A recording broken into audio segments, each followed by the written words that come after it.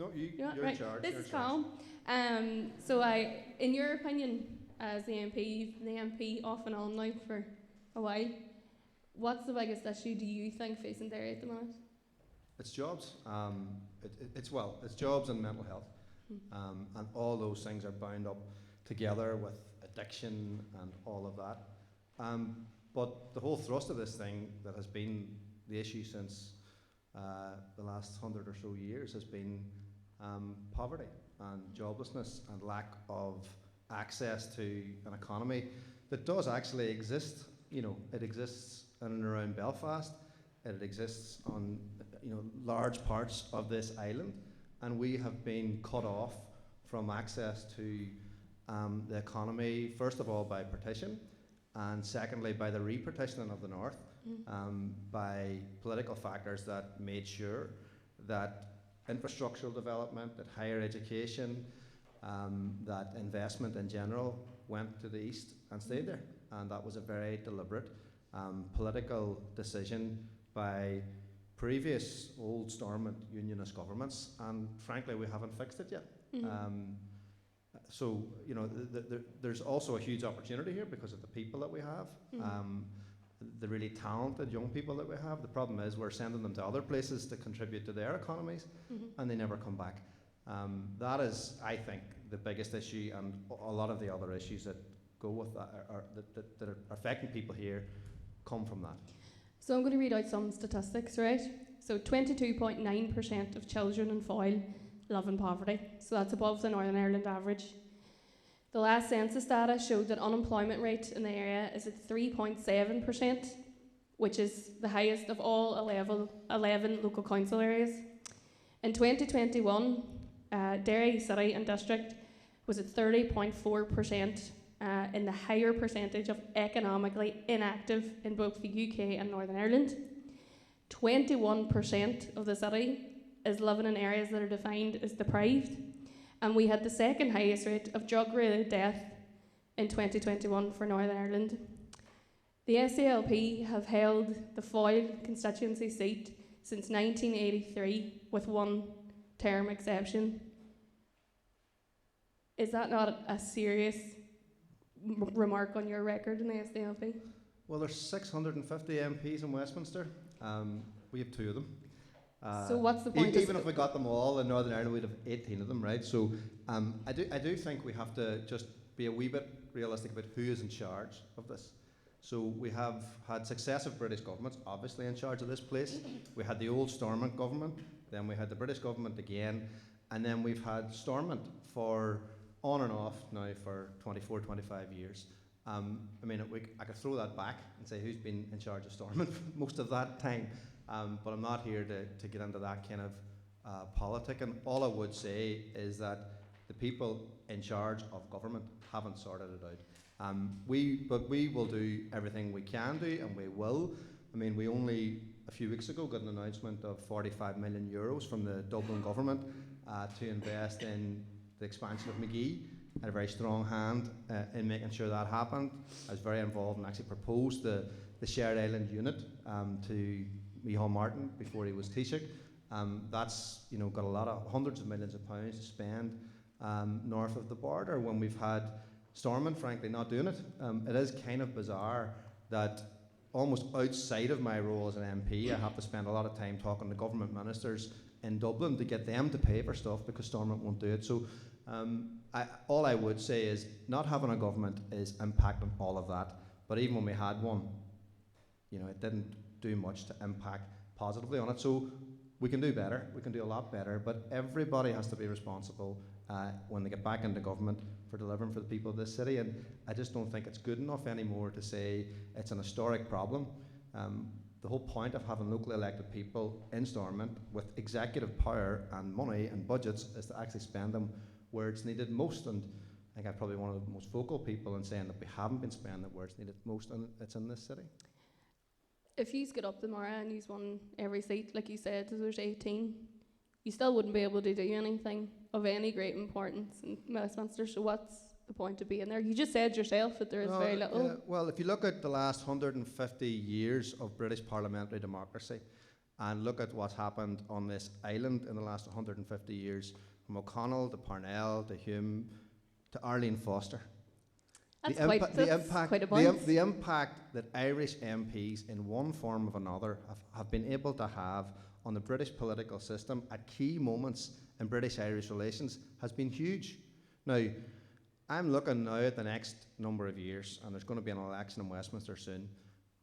I think it would be a real pity if we ended up with a British government after the next election who might need some help from some places, who could be the people deciding what form a border poll will take, what the criteria will be for calling one, whether or not the British government will actually work with the Irish government, when that will happen, and how it all will be framed and how they will prepare for that. And if we leave 8 or 9 seats on the table and don't actually turn up, then I think that would be an historic mistake of monumental proportions. And actually, if you look through the last 150 years, Irish MPs have had significant impacts and key moments.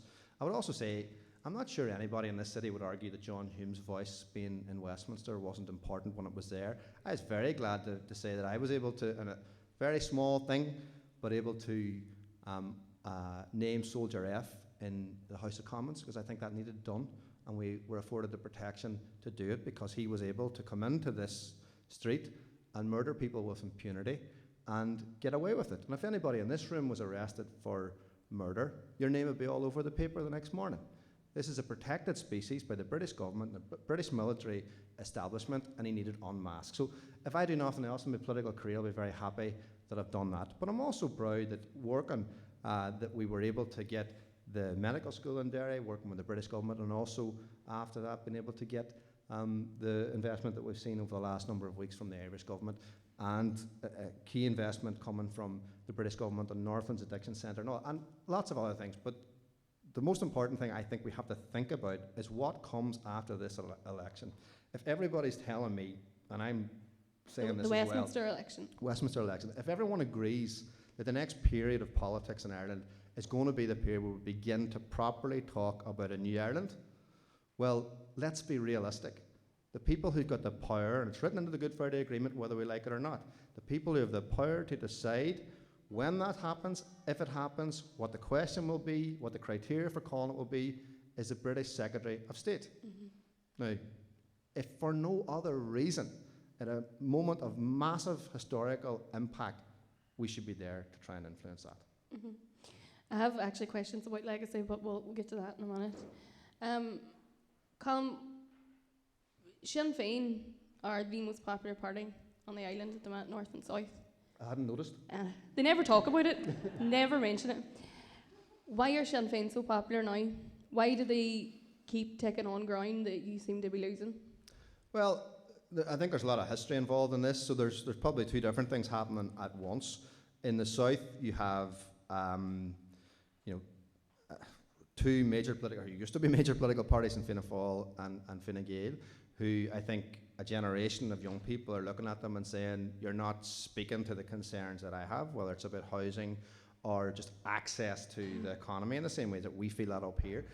And I think Sinn Féin have been very good at being the voice of that frustration of a whole generation. I think that's a fact. And I think there is just a moment in history where people get sick of political parties and want something different. I think they've been very good at telling that story. Actually, look forward to seeing how they're going to resolve some of these issues in government, but let's see. In the north, look, there has been, we're very aware that the SDLP, from John down, spent an awful lot of political capital in speaking to Gerry Adams and bringing Sinn Féin into the political process. And I'm not suggesting that Sinn Féin wouldn't have ended up coming on board in some form or other anyway, but John, I think, was key to undermining the political strategy that was used to say that violence would actually get us anywhere. So John provided an alternative political strategy, and that was eventually adopted by Gerry Adams and Martin McGuinness and others. That damaged the SDLP. Do you think? I don't care one bit, frankly, because it was the right thing to do. And if I was around and the question was, do you do that again, absolutely 100%, because And- that's just more important. In what way do you think it damaged the SDLP? Do you think that now Sinn Féin's eating your lunch, or do you mean that people turned away from the SDLP because they added legitimacy to people like Jerry Adams, Mark McGuinness? Well, no, I think what happened was we spent so much time creating the Good Friday Agreement, what became the Good Friday Agreement, creating a peace process, the Good Friday Agreement, then defending it and defending stability and the institutions and all those things. And, you know, there was a lot of help from the two governments actually in ensuring that the DUP and Sinn Fein became the largest political parties. And that was just politics can be cyclical. That was a big moment in Irish history, and we were always going to get damaged by that. Right now, it's very difficult because the DUP have pulled down the institutions, but more than that, actually what they've done is they said to nationalists that you can't have a job, and the reaction to that has never been good. So if you say to Jeffrey Donaldson before the Assembly election said to nationalist voters that even if Sinn Féin win this election, they're not getting the job of First Minister. I mean, that's an extraordinarily compelling argument to vote for Sinn Féin as a reaction to that. I mean, I could see this coming. It was blindingly obvious that people were going to come out and do that. I need to be careful about what I say about Lennon votes. I wasn't going to say that. But I'm just saying that people made a particular decision at that moment. And equally, when I was elected in 2019, a lot of people voted for me who don't normally vote for the SDLP because they made a particular decision in that moment to send a message to the British government about Brexit and everything else. So this happens in politics. I would say this, though. I think if we're serious about the conversation about a new Ireland, about building Irish unity, it would be a fundamental mistake to vest all of our hopes in one political party to deliver that. Because frankly, Sinn Féin appeal to people who are already voting for it. We're already voting for United Ireland. The people who we have to convince are the people who are unsure. They're probably voting for the Alliance Party right now. And I think we have a pedigree and an ability to speak to those people that Sinn Féin don't have. And that's not a kick at Sinn Féin. I think it's a statement of fact. And if you look at the numbers, if we're serious about convincing people, you need to have a broad base of pro-Irish unity, political parties and candidates making that argument into different audiences. Otherwise, we lose. The SDLP, for having probably our worst ever election last year, we're still the most transfer-friendly party in the whole of the North. And people slag us for that. I think it's a massive quality because we're able to reach across the political divide, whether it's in nationalism or between nationalism and unionism, to get people to say they might not vote for us number one, but they trust us. So if we're going to have a conversation about the future, we need trusted voices to be able to convince people. I just think that's basic mathematics. But does it not say a lot about the standing that the SDLP have in Derry, that when Sinn Féin went through their own family drama and they had to bring in two completely unknown new candidates, you still couldn't take a seat off them? I didn't think we were going to take a seat off them. I think it's 2-2-1, and it's going to stay that way, I would imagine. We obviously went for it because we had such a big vote in 2019. It would have been ridiculous not to try it. But I think it would have been a huge ask, and we weren't playing that up. Others are playing that up around the three seats. But look, in every election you have to have a crack at it, and we had a crack at it. But it would have been a huge thing for the SDLP to take 3 out of 5 seats, I think, in that election. But I think the SDLP is still very strong in this city. I think we'll find that out in the next year or so. I think people in the city trust the SDLP and want them to represent them. We've had a couple of difficult elections, and that's because we are literally in an impossible political context for the SDLP. But that won't be around forever, and we're still here. And I've been in the SDLP, since 25 years more. Believe it or not, Mark can't believe it. But in every single election, and before every election, and probably every week, I remember a commentator or somebody else telling us that the SDLP were gone. Well, we're not. After the last election, the locals, were you worried about your position as leader of the SDLP? Because there was a lot of commentary from a lot of people and a lot of newspapers that you were on your way out.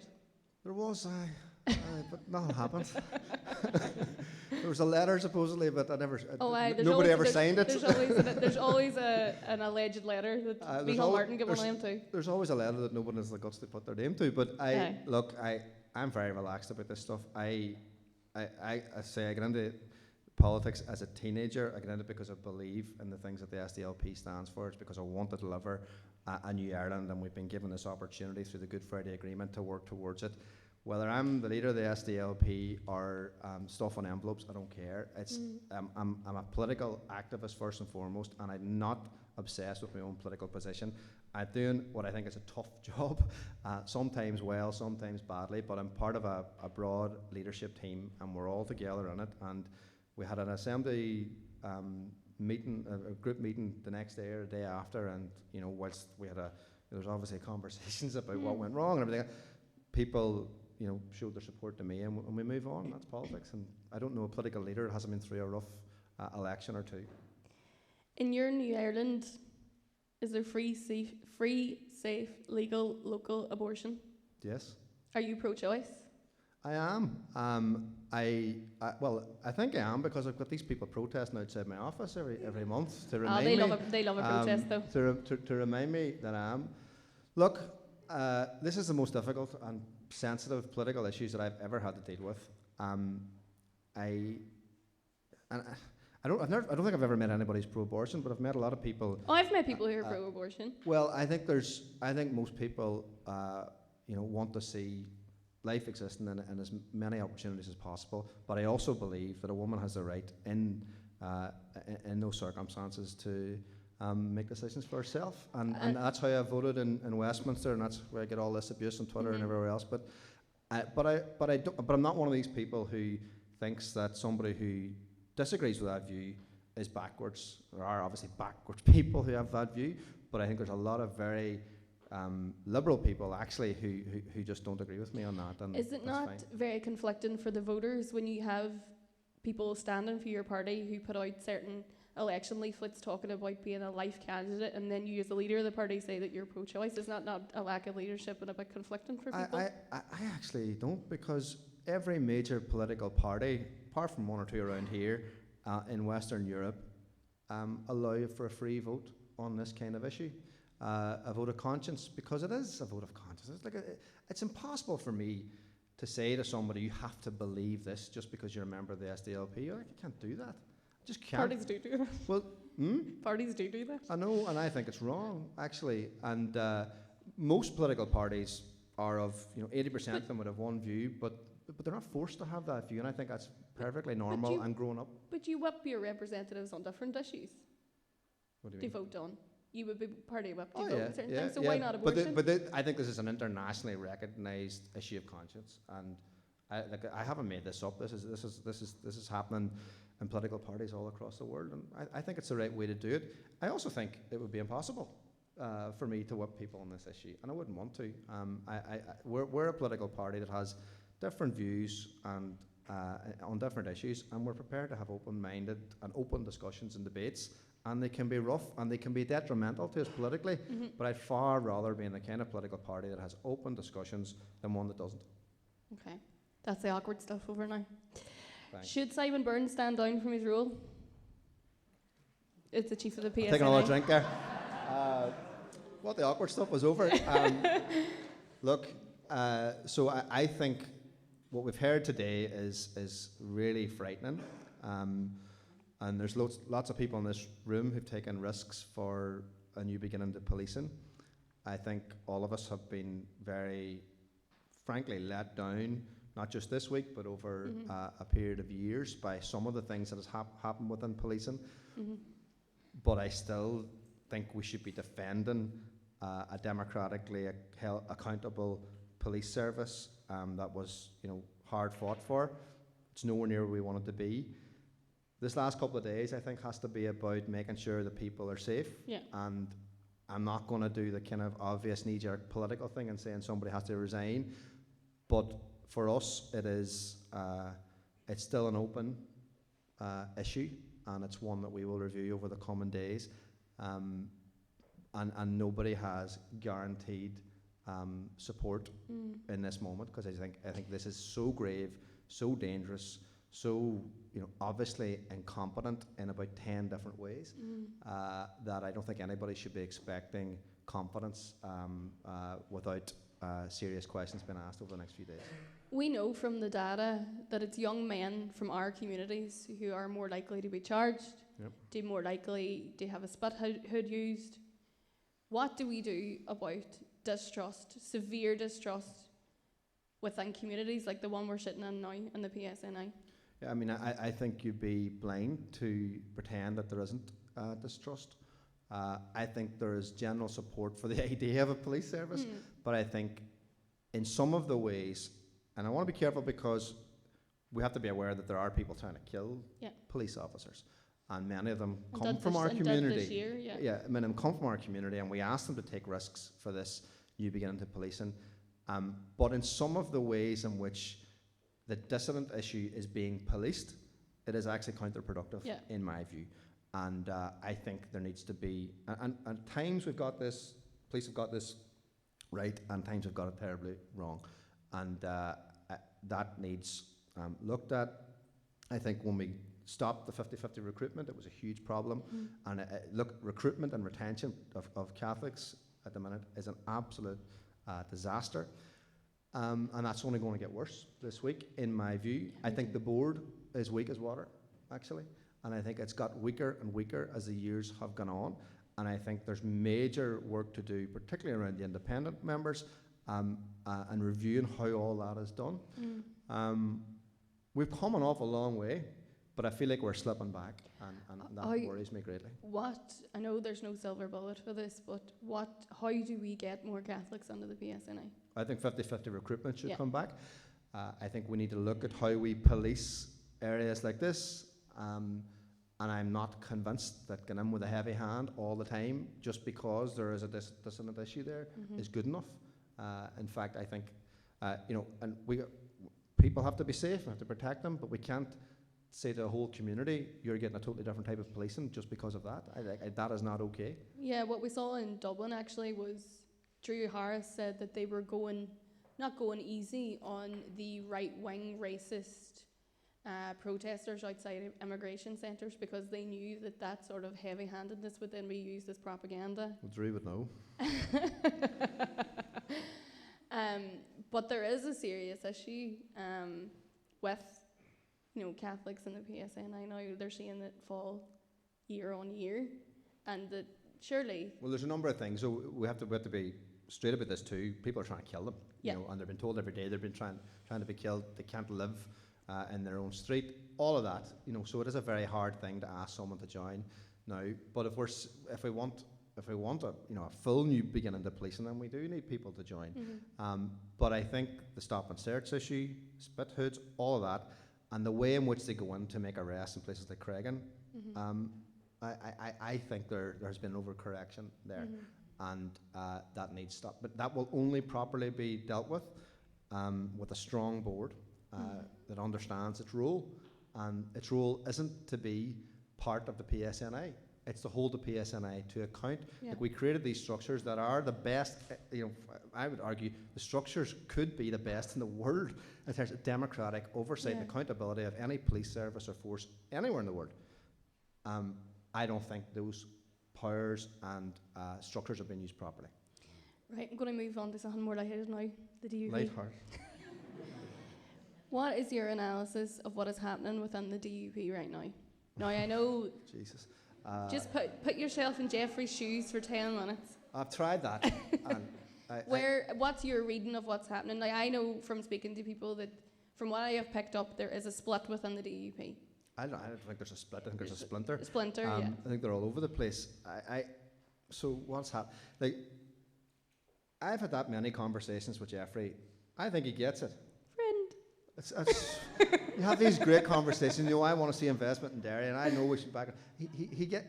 He gets it when you speak to him, and then he goes and speaks to somebody else, and then he does an interview, and it's like, who is this person?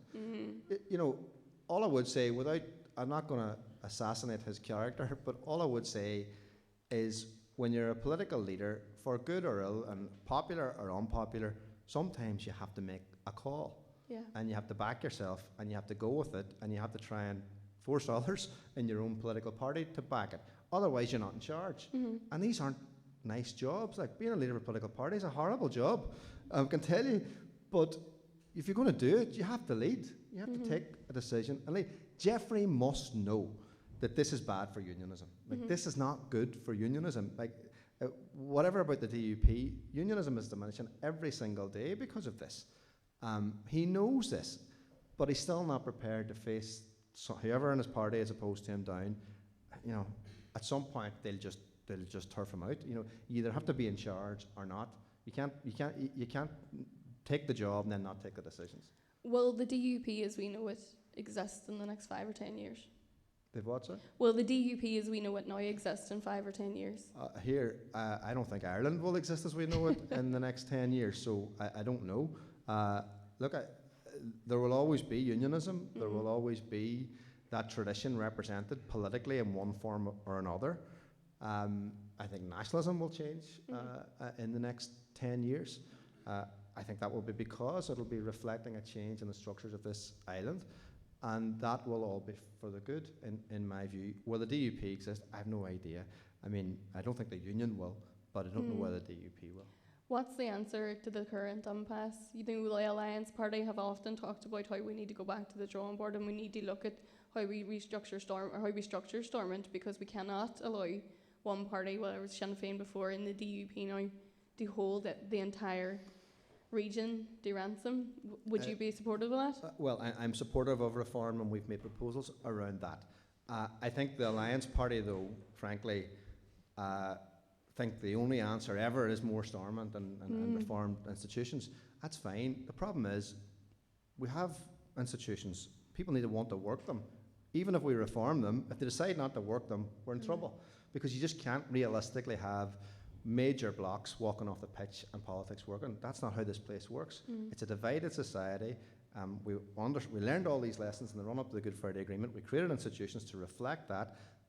It won't, no matter what you do, if people aren't prepared to work the common ground every day, then Stormont will collapse again, and there'll be some other way of doing it, but that's what will happen. So I don't think there's a silver bullet around reform. I think reform's important. We should always be looking at making things work better. I just don't think in and of itself it's enough. And just when you were talking about this earlier and you said we're a divided society, what is yourself and the SDLP's vision? What is reconciliation? What could we do? You know, Boris Johnson's bill of shame, as people are calling it, this notion of an amnesty for everyone, that's not reconciliation. I think the only thing, I always used to say it was like a real miracle to get everybody in Stormont agreeing with something, and they all agreed that this was a terrible idea. So what would the SDLP propose in its place? Because there is an argument, and some people that I'm related to have made this argument, the man who shot my uncle is never going to do a day in prison. So is it not more worthwhile to try and bring people who are willing to tell the truth to the table, but not in the way Boris Johnson envisions it? The question is how, right? And anybody in this room who spent any time at the Bloody Sunday inquiry, for example, will remember that the soldiers in that inquiry had immunity from within the context of the inquiry. And what did they do? They lied through their teeth, day after day after day. The British government lied through their teeth. They lost guns. They blocked every single opportunity to get at the truth. So the argument that is being made, that is, if we give these people immunity, they'll tell us the truth. It is patently untrue, and it has been proven to be untrue. My view is the only way you actually get people to tell you the truth is you threaten them with legal action, with conviction. But it hasn't worked. Well, it actually is beginning to work. If you look at what's happening around Operation Canova and John Boucher stuff, what he is finding, it isn't necessarily about putting people in jail. Yeah. It's about using the legal powers that you have to investigate properly. And remember, many cases were never investigated at all. No. Lots of people never saw a policeman at their door. A policeman never came to my auntie's door. Well, exactly. After Bloody Sunday. The idea that we had these great investigations, you know, and throughout the 30 years of it didn't happen. So, I think to take that off the table is a huge mistake. But the most important thing is, there's two sides. This one is the individual victims, the families that have been left behind, the hurt that they've been put through, whilst the rest of us are allowed to move forward and move on because of the Good Friday Agreement. They're still living with this every single day. There's that. But there's also the big problem that if we're serious about uniting the people of this island and we leave this open sore there, I think it won't work. We won't be able to reconcile properly unless we understand exactly what happened during the past. I'm quite pessimistic about it. Me too. And I have been for a long time. But I still think we should try it, and I still think we should keep making this argument, and we should not allow the British government just to stand up and say, we're wiping all that away now because we don't want you to look into this dark corner. Well, the dark corner is where all the problems are, and light needs to go into them if we're serious about reconciling the community. When are we going to have a united Ireland, in your view? Well, unlike Gerry Adams, I'm not going to put a date on it. Did Gerry put a date on it? It was 2016, I think. But again, then it was 1972, 1973, 1974. But look, I think we're in a new place. So the agreement was 25 years ago. I think we have a whole generation of young people now who are saying, thank you, that's great, lovely, what's next? Yeah. And is this enough? And I don't think it is enough. And I get frustrated by some of the people who tell us, that's all about orange and green, and we have to sort reconciliation out first, and we can't talk about that when the economic problems are like this and the health services like that. This is all the same issue. From my perspective, the process for delivering a new Ireland is a process of reconciliation, and reconciliation will be at the heart of every single conversation that we have. So I've set up this New Ireland Commission. We've been having hundreds of conversations across the north, largely with people you wouldn't expect. And when people tell me unionists aren't talking about this and not engaged in this issue, they are, because they're talking to us. I mean, we've been in the Shankill Road. We've been everywhere speaking to these people, and we'll continue to do that. But unless we make this about how the health service can be better, how the economy can be better, how we can actually reconcile people as part of this process, then we'll lose. But I do think there are some people involved in politics who dismiss those of us who have a view on the constitutional question, whatever side of that argument you're on, as kind of sectarian, and it's a green and orange issue and all that. I think that's the biggest cop-out that I've ever heard in my life. I think any political representative should have a view on whether or not we should be in the European Union.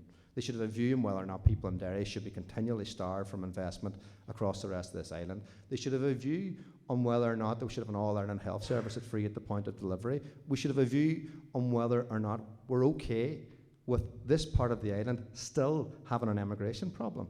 That's what some people and other political parties are saying. They're not engaging with this just in case they might lose a few votes in East Belfast. I don't think it's good enough. So I think all of us should be engaged in this conversation. We're going to play our part.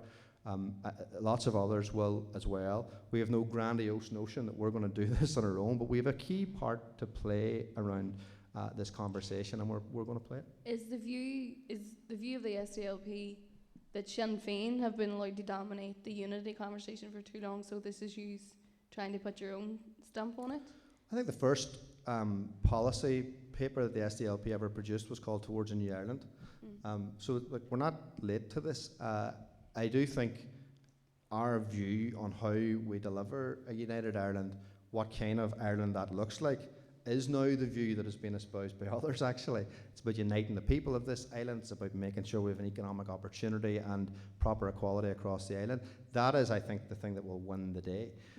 In terms of our history and our pedigree, that's why I think we're going to be important in this conversation, because we can speak to some of those people. We're not going to, Arlene Foster's not changing her mind. Jeffrey Donaldson's not going to become an Irish nationalist.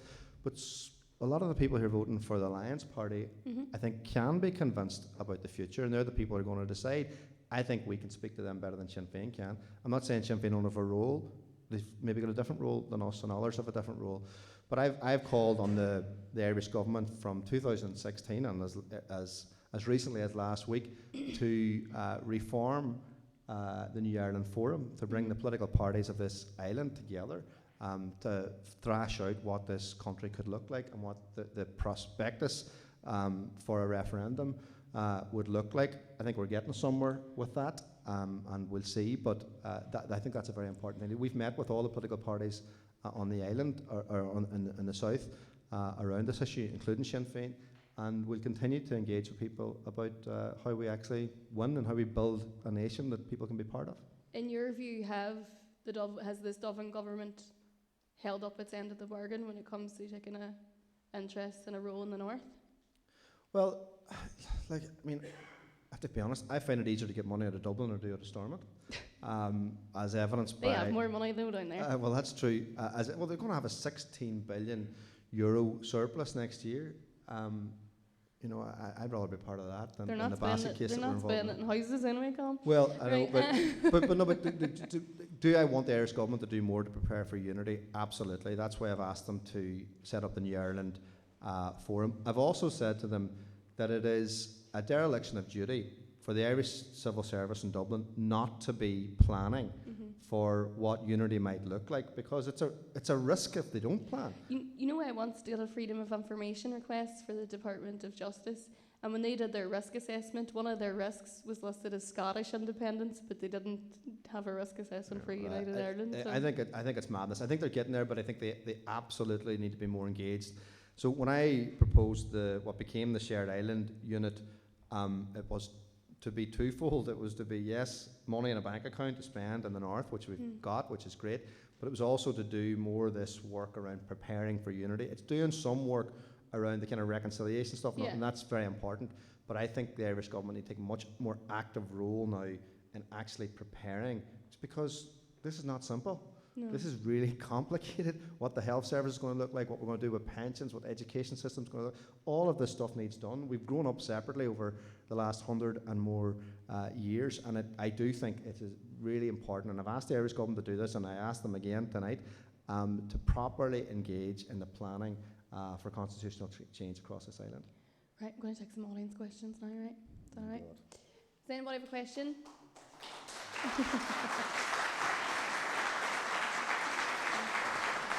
I don't think we have a mic, so you're just going to have to shout. That's okay. The lack of a proper university in Derry has been one of the outstanding issues for the civil rights movement. In the present day, we have a situation where Belfast accounts for maybe over 70% of third level places in Northern Ireland, in comparison to Dublin, which is around 40%. Dublin are also funding, the £30 million that we gave, they're also funding the Erasmus programme for students. I just wanted to ask, what's your vision for the future of vitally providing proper university provision in Derry to alleviate the housing crisis students are facing all over the Republic, and finally attract a bit of investment for Derry and stop people moving across the Irish Sea? Yeah, well, look, it's first of all, we have to stop paying them to go across the Irish Sea. We have there's in the last number of years, the executive, when it was up and running, had one economic policy that they didn't actually deliver on, which was corporation tax, and had nothing to say about the fact that we have a thing called the Mazen cap. It is utter madness. What we basically do is say we're not funding any more university places, even if we need more. Even if more university places will help us develop the economy, even if our young people are going to Liverpool and Manchester and Glasgow, we're not funding them, but we're going to fund them to go to Liverpool, Manchester and Glasgow. It's nuts. I think that is probably, yes, it is the last issue of the civil rights movement, even though it wasn't necessarily one of the demands of the civil rights movement. That political activism that brought people to the civil rights movement around that time started with the university campaign that needs to be delivered. But I mean, it is crazy that we have to go to the British government to get money for a medical school. We have to go to Dublin to get 35 million, whatever it was, and more, I think, will come when we have the Stormont government, even when it was up and running, not doing anything about it. I mean, that was scandalous in my view. I think I was quite vocal about it, and that has to be the first thing on the agenda of any programme for government of Stormont. We'll not be in the executive, but if they put that in the programme for government, we'll support them on it. Who's next? Just that gentleman there in the t-shirt, yeah.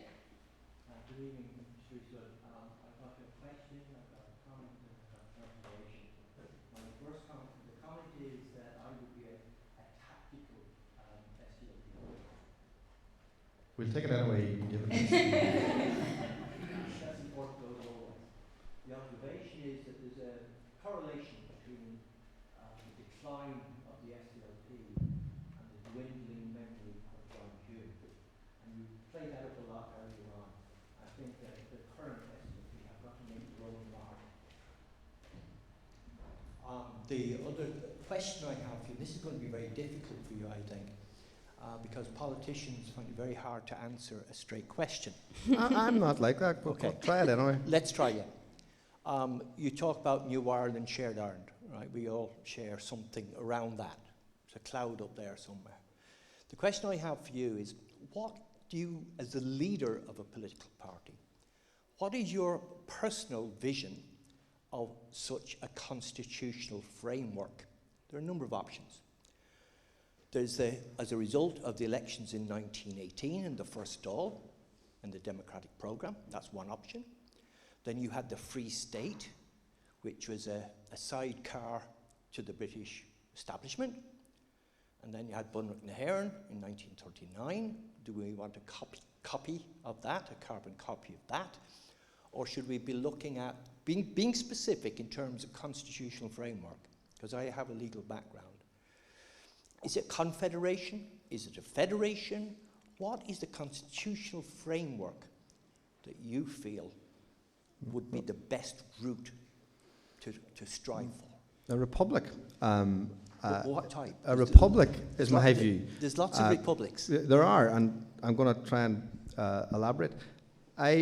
First of all, and this isn't me dodging the question, I have a very strong view on what it should be, but I think it would be a mistake for us to jump to the end of the conversation before we even get to the sort of foothills of the conversation. The first thing for me is that I think absolutely government needs to be headquartered in Dublin. We need to have a president, all of that stuff. There's an open conversation about whether or not we have some sort of institution at Stormont. My mind changes on that quite a bit because I do think it has not worked in terms of delivering for people on the ground. So it'll be very hard to say to voters, look, we want you to vote for this change, but it's not going to look any different than it did a wee while ago. So I think that's an open part of the conversation. But I'm not interested in federalism in that way. I'm not interested in confederation. I think we should have an Irish Republic. I think we should have the full access to the economic and the fiscal opportunities that this Irish government have. All of that should be available to us. I don't think we should close that down. I don't think we should say to people, there's a big opportunity to be part of this new thriving economy, but we aren't going to play our full part in that. I think that would be a mistake. But I am open-minded about what we do, because we have to say, frankly, to the British tradition on this island, that they have to have a part to play on this island. And if we just say to them, you're going to lose this referendum, and that's going to be the end of it, then I'm not sure that's the kind of nation that was envisaged in either the democratic programme or 1916 or any other period in Irish history. I think we need to be about involving the British tradition now. That can be done in a number of ways. It can be done through sort of some form of retained institutions at Stormont, probably different than they look now. But I also think it can be done by ensuring that the British tradition is seen and respected and celebrated in Dublin. And I think this is going to be the hardest part of this conversation. And I'm not sure people quite get that. I think we're going to find it, and Aoife, I would say, understands this better than anybody.